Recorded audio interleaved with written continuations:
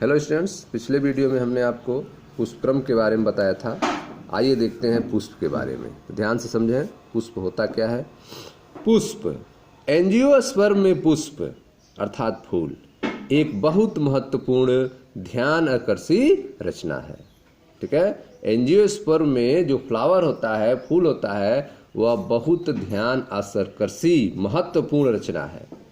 ठीक है, यह एक रूपांतरित परोह है। पुष्प फूल क्या है? एक रूपांतरित परोह है जो लैंगिक जनन के लिए होता है। पुष्प जो है एक रूपांतरित परोह है जो लैंगिक जनन के लिए होता है। एक प्रारूपिक फूल में विभिन्न प्रकार के विन्यास होते हैं जो क्रमानुसार फूलों एवं पुष्पावृंत, जिसे पुष्पासन कहते हैं, पर लगे रहते हैं। ठीक है, तो एक प्रारूपिक फूल में विभिन्न प्रकार के विन्यास होंगे जो क्रम अनुसार फूलों, ठीक है, क्रम अनुसार फूले हुए पुष्पावृंत अर्थात पुष्पासन पर लगे रहते हैं। ठीक है, तो एक प्रारूपिक फूल में पुष्पासन होता है, जो फूला होता है उसी पर जो है विभिन्न प्रकार के विन्यास लगे होते हैं। क्या क्या लगे होते हैं? ये कैलिक्स, करोला, पुमंग तथा जायांग। ठीक है, तो फूले हुए पुष्पावृंत पर जिसे पुष्पासन कहते हैं, उस पर कैलिक्स, करोला, पुमंग तथा जायांग लगे रहते हैं। ठीक है, क्या क्या वर्क है इनका, देखिए ध्यान से। कैलिक्स तथा करोला सहायक अंग हैं। कैलिक्स तथा करोला क्या है? सहायक अंग हैं, जबकि पुमंग तथा जायांग लैंगिक अंग हैं। कैलिक्स तथा करोला को सहायक अंग कहते हैं, जबकि पुमंग तथा जायांग को लैंगिक अंग कहते हैं। कुछ फूलों जैसे प्याज में कैलिक्स तथा करोला में कोई अंतर नहीं होता है। ठीक है, कुछ फूलों जैसे कि प्याज में कैलिक्स तथा करोला में कोई अंतर नहीं होता है। इन्हें परिदल पुंज कहते हैं, पेरियंथ कहा जाता है। ठीक है, जब फूल में पुंकेसर तथा पुमंग दोनों ही होते हैं, जब फूल में पुंकेसर तथा पुमंग दोनों होते हैं, एक ही फूल में पुंकेसर भी हो पुमंग भी हो, तब उसे द्विलिंगी अथवा उभयलिंगी कहते हैं। ठीक है, तो जब फूल में पुंकेसर तथा पुमंग दोनों होते हैं तब उसे द्विलिंगी अथवा उभयलिंगी कहते हैं। यदि किसी फूल में केवल एक पुंकेसर अथवा अंडप हो तो उसे एक लिंगी कहते हैं। ठीक है, तो जब किसी फूल में या तो केवल पुंकेसर हो या तो केवल अंडप हो तब उसे क्या कहेंगे? एक लिंगी कहेंगे। ठीक है, आगे देखें। सम्मित, फूल में सम्मित कैसी होती है? सम्मित में फूल त्रिज्या सम्मित अथवा एक व्यास सम्मित हो सकते हैं। ठीक है, अगर सम्मित की बात की जाए, सिमेट्री की, तो सम्मित में जो फूल हैं वह त्रिज्या सम्मित अर्थात नियमित अथवा एक व्यास सम्मित द्विपार्श्विक हो सकते हैं। देखें ध्यान से, जब किसी फूल को दो बराबर भागों में विभक्त किया जा सके तब उसे त्रिज्या सम्मित कहते हैं। ठीक है, जब किसी फूल को दो बराबर भागों में विभक्त किया जा सके तब उसे त्रिज्या सम्मित कहते हैं, जैसे सरसों, धतूरा, मिर्च के फूल में। लेकिन जब फूल को केवल एक विशेष ऊर्ध्वाधर समतल से दो भागों में विभक्त किया जा सके तो उसे एक व्यास सम्मित कहते हैं, जैसे मटर, गुलमोहर, सेम, केसिया आदि के फूलों में। ठीक है, तो जब आप देख रहे हैं कि त्रिज्या सम्मित कब कहेंगे? जब किसी फूल को दो बराबर भागों में विभक्त किया जा सके। ठीक है, कहीं से भी काटेंगे दो बराबर भाग बने तो उसको त्रिज्या सम्मित कहेंगे। यह सरसों, धतूरा और मिर्च के फूल में होता है। लेकिन जब फूल को केवल एक विशेष ऊर्ध्वाधर समतल से ही काटने पर दो बराबर भाग में विभक्त होते हैं, किसी अन्य समतल से काटने पर दो भाग नहीं बनते हैं, तो उसे एक व्यास सम्मित कहते हैं, जैसे मटर, गुलमोहर, सेम, केसिया के फूलों में। जब कोई फूल बीच से किसी भी ऊर्ध्वाधर समतल में दो समान भागों में विभक्त न हो सके, ठीक है। जब कोई फूल बीच से किसी भी ऊर्ध्वाधर समतल में काटे आप और दो समान भाग न मिले, जब कोई फूल बीच से किसी भी ऊर्ध्वाधर समतल से दो समान भागों में विभक्त न हो सके तो उसे असम्मित अथवा अनियमित कहते हैं, जैसे केना में। ठीक है, तो यह आपने सम्मित के बारे में देखा, त्रिज्या सम्मित, एक व्यास सम्मित और असम्मित। त्रिज्या सम्मित कब कहेंगे? जब किसी फूल को दो बराबर भागों में विभक्त किया सके तब उसे त्रिज्या सम्मित कहेंगे। ठीक है, जब फूल को केवल एक विशेष ऊर्ध्वाधर समतल से दो भागों में विभक्त किया जा सके तब उसे एक व्यास सम्मित कहेंगे। ठीक है, जब कोई फूल बीच से किसी भी ऊर्ध्वाधर समतल से दो भागों में विभक्त न हो सके तब उसे असम्मित अथवा अनियमित कहते हैं, जैसे केना में। ठीक है, अब आगे देखें। एक पुष्प, ठीक है, एक पुष्प जो है वह त्रितयी, चतुस्तयी या पंचतयी हो सकता है। ठीक है, यदि उनमें उनके उपांगों की संख्या 3, 4 अथवा 5 के गुणक में हो सकती है। ठीक है, तो एक फूल में जो उपांग है, ठीक है, फूल के जो उपांग है कैलिक्स, करोला, पुमंग, जयांग, वह 3 हो, 4 हो या 5 हो, इनके गुणक में हो। 3 के गुणक में हो, 4 के गुणक में हो, 5 के गुणक में हो। अगर 3 के गुणक में हो तो उसे त्रितयी कहेंगे, 4 के गुणक में हो तो चतुस्तयी कहेंगे और 5 के गुणक में हो तो पंचतयी कहेंगे।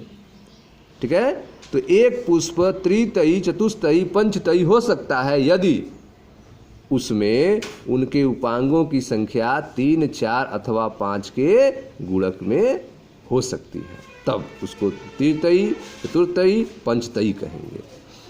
जिस पुष्प में सहपत्र होते हैं, ठीक है, सहपत्र क्या होते हैं? पुष्प वृंत के आधार पर छोटी छोटी पत्ती होती है। पुष्प वृंत के आधार पर छोटी छोटी पत्ती होती है जिसे सहपत्र कहते हैं। ठीक है, तो जिस पुष्प में सहपत्र होते हैं उन्हें सहपत्री कहते हैं।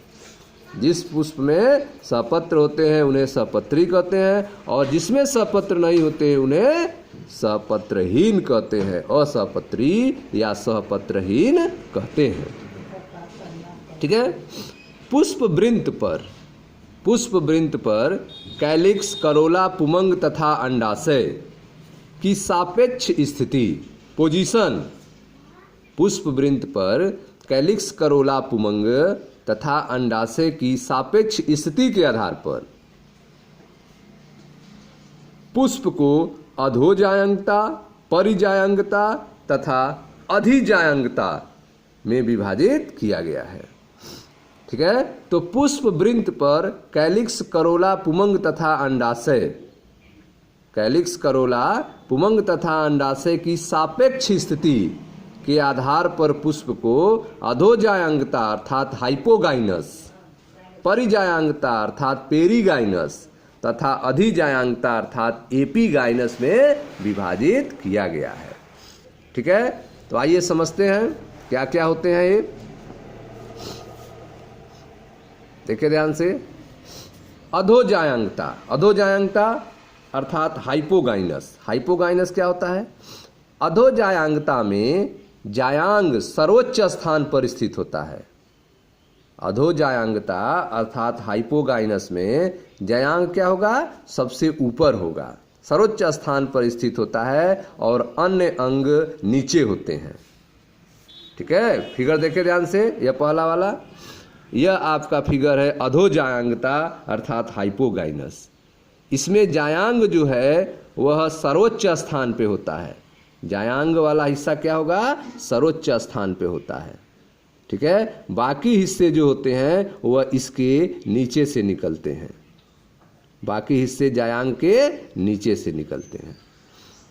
ठीक है, तो अधोजायांगता में जायांग क्या होता है? सर्वोच्च स्थान पे होता है, अन्य अंग जो है नीचे होते हैं। ऐसे फूलों में अंडाशय ऊर्ध्ववर्ती होता है।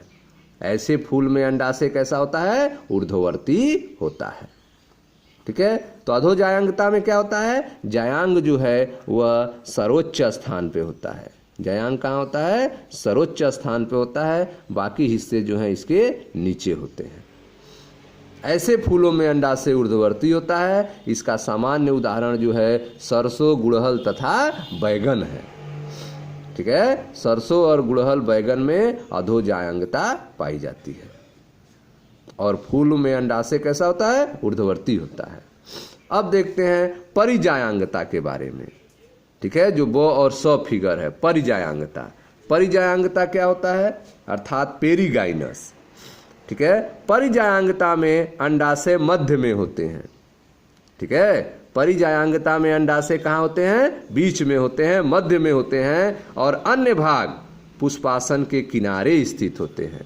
अन्य भाग कहाँ होते हैं? पुष्पासन के किनारे स्थित होते हैं। ठीक है, तो परिजायांगता अर्थात पेरीगाइनस में अंडाशय कहाँ होता है? मध्य में होता है। अंडाशय मध्य में होता है, और अन्य भाग जो होते हैं वे लगभग समान ऊंचाई पर होते हैं, किनारे पर होते हैं, समान ऊंचाई पर होते हैं। ठीक है, तो परिजायांगता में अंडाशय मध्य में होता है और अन्य भाग पुष्पासन के किनारे स्थित होते हैं तथा यह लगभग समान ऊंचाई तक होते हैं, लगभग समान ऊंचाई तक होते हैं। ठीक है, इनमें अंडाशय आधा अर्धोवर्ती होता है। इनमें अंडाशय कैसा होता है? आधा अधोवर्ती होता है। ठीक है, सामान्य उदाहरण है इसका पल्म, गुलाब, आड़ू। पल्म, गुलाब तथा आड़ू इसके सामान्य उदाहरण हैं।